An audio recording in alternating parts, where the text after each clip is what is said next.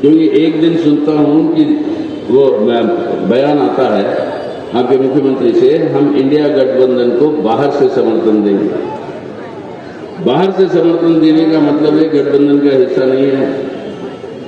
लेकिन अगले दिन कहते हैं कि गठबंधन को मैंने खुद बनाया, यानी आपके मुख्यमंत्री ने खुद बनाया, और वो देखो वो गठबंधन तो उन्हीं का है। तीसरे दिन बयान आता है कि अगर गठबंधन का सरकार बनी तो वो सरकार में शामिल होंगी मैं। अब शामिल तो वो होंगी सरकारों में, उनकी आदत है, मतलब वाजपेयी की सरकार में भी वो शामिल थी, बीजेपी की सरकार में वो तो होगी।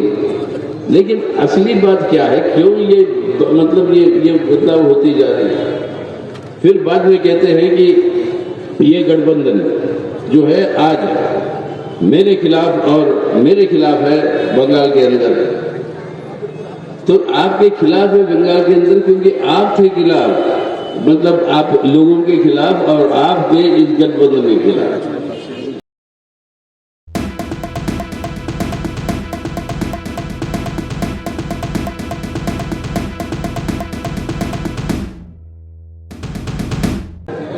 और आप लोग समझिए, पढ़े लिखे हैं और थोड़े समझदार भी। हमारे संविधान कहता है कि एक है एग्जीक्यूटिव जो सरकार, एक है लेजिस्लेचर जो पार्लियामेंट, तीसरा है जुडिशरी जो अपने कोर्ट का है। अब क्या हो रहा है, पार्लियामेंट का उद्घाटन करना है तो प्रधानमंत्री आते हैं एग्जीक्यूटिव, पार्लियामेंट के हेड है प्रेसिडेंट ऑफ इंडिया, वो नहीं आते। उद्घाटन होता है प्रधानमंत्री से जो एग्जीक्यूटिव है। कानून बनाने के लिए सिफारिश देता है सुप्रीम कोर्ट, जैसे इलेक्शन कमीशन बोला कि चीफ जस्टिस को भी वहां पे रहना चाहिए पैनल के मेंबर, उसको कानून बनाकर हटा देती है मोदी सरकार पार्लियामेंट में। और सुप्रीम कोर्ट के लिए संदेशा ये है कि एग्जीक्यूटिव सुप्रीम, यानी जुडिशरी से भी सुप्रीम एग्जीक्यूटिव, पार्लियामेंट से भी सुप्रीम एग्जीक्यूटिव, यानी ये जो लेजिस्लेचर, एग्जीक्यूटिव और जुडिशरी का इक्वल पावर्स की बात जो संविधान कहता है, वो सब को ध्वस्त करिएगा। तो आज पार्लियामेंट को ध्वस्त करना, जुडिशरी पे दबाव और इलेक्शन कमीशन को देखिएगा।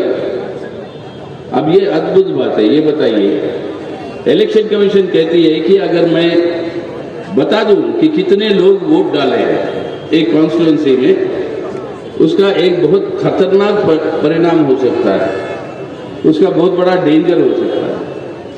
अरे वोट डाला हम लोगों ने या वोट डालेंगे हम लोग, अब अपने को नहीं बताएंगे कितने लोगों ने वोट डाला। अब नहीं बताएंगे क्यों? क्योंकि आखिरी मिनट में काउंटिंग में जब पता चला कि आप हार रहे हो 10,000 वोट से, 12,000 वोट से, तो वोटों की संख्या बढ़ा लो। आप जो है जिसको जितवाना है जितवा लो। वो हुआ बिहार के असेंबली इलेक्शन में। इसलिए खुलेआम ये वोट का भी लूट हो रहा है। ये नियम था कि 2019 के चुनाव तक 24 घंटे के अंदर या 36 घंटे के अंदर हर कॉन्स्टिट्यूएंसी में जितना वोट पोल हुआ है वो पब्लिक होता था। अब आज सुप्रीम कोर्ट ने कहा, सुप्रीम कोर्ट के सामने कहा इलेक्शन कमीशन, वो पब्लिक करने से डेमोक्रेसी को खतरा है। अब ये है असलियत। मोदी साहब का नारा 400 पार, 400 पार का नारा ये है कि जिस तरीके से मैनिपुलेट करे ये इलेक्शन को, यानी इलेक्शंस की चोरी करो। लोग आपको हरा रहे हैं, इलेक्शन कमीशन के थ्रू आप ये चोरी करवाओ और ये होने नहीं देना। तो इसलिए मेरी आग्रह आप सबसे ये है कि हर कॉन्स्टिट्यूएंसी में पहले 2 चरण में जो वोट बढ़ा दिया इलेक्शन कमीशन, 1 करोड़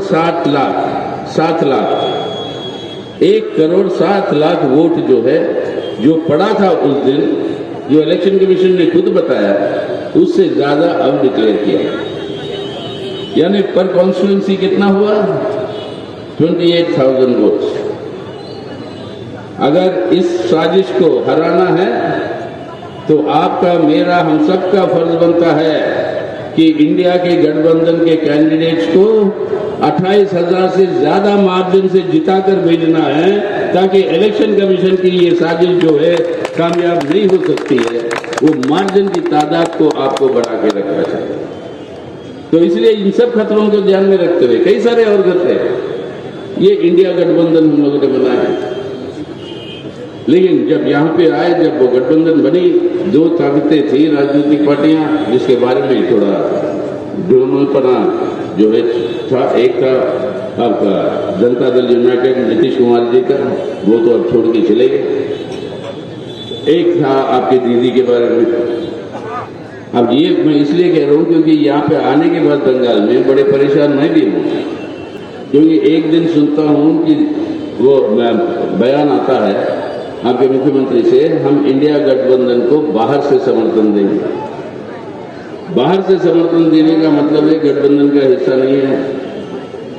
लेकिन अगले दिन कहते हैं कि गठबंधन को मैंने खुद बनाया, यानी आपके मुख्यमंत्री ने खुद बनाया, और वो देखो वो गठबंधन तो उन्हीं का है। तीसरे दिन बयान आता है कि अगर गठबंधन का सरकार बनी तो वो सरकार में शामिल होंगी मैं। अब शामिल तो वो होंगी सरकारों में, उनकी आदत है, मतलब वाजपेयी की सरकार में भी वो शामिल थी, हाँ, बीजेपी की सरकार में वो तो होगी। लेकिन असली बात क्या है, क्यों ये मतलब ये बदलाव होती जा रही है? फिर बाद में कहते हैं कि ये गठबंधन जो है आज मेरे खिलाफ और मेरे खिलाफ है बंगाल के अंदर। तो आपके खिलाफ है बंगाल के अंदर क्योंकि आप थे खिलाफ, मतलब आप लोगों के खिलाफ और आप थे इस गठबंधन के खिलाफ। दिल्ली के अंदर चर्चाएं हो रही है कि क्या कोई डील हो रहा है क्या?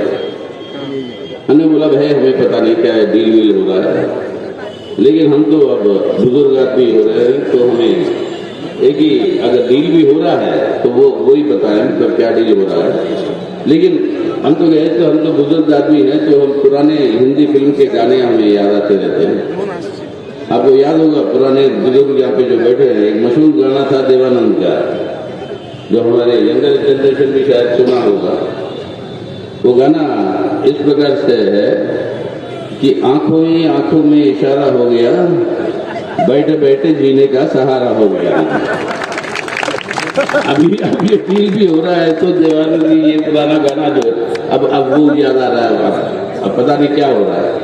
लेकिन सवाल ये है कि खड़े कहाँ पे हो आप खड़े कहाँ पे हो? मोदी साहब की सरकार को हटाकर हमारे भारत को बचाना है, आज संविधान को बचाना है, या नहीं किसी और कुछ बचाना है आपको, और कुछ डील करना है? ये बात जो है जनता के सामने स्पष्ट रखें। हम कोई आरोप नहीं लगा रहे, हम कह रहे हैं जो चर्चा में जो बात आ रही है, लेकिन असलियत तो एक है जिसको हमें समझना चाहिए। और वो असलियत ये है कि आज बंगाल के अंदर अगर इंडिया गठबंधन का रीढ़ की हड्डी, उसका रीढ़ की हड्डी कुछ है तो वो है ये वाम मोर्चा और कांग्रेस की गठबंधन। ये है इंडिया का रीढ़ की हड्डी बंगाल में, और ये है दोनों भाजपा और तृणमूल कांग्रेस को हराकर एक तरफ से बंगाल बचाएंगे, दूसरी तरफ से भाजपा को हराकर भारत बचाएंगे। तो अगर भारत बचाना है भाजपा को हराओ दिल्ली में पार्लियामेंट में, बंगाल बचाना है दोनों भाजपा और तृणमूल को हराओ। ये है असली इंडिया का स्लोगन आज जो रीढ़ की हड्डी है, जो ये वाम मोर्चा और कांग्रेस की ये गठबंधन की।